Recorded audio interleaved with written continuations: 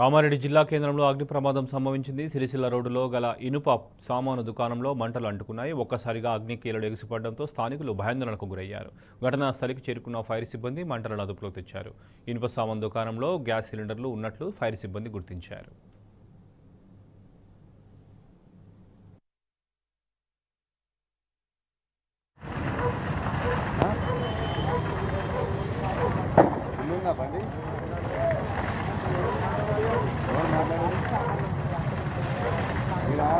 connection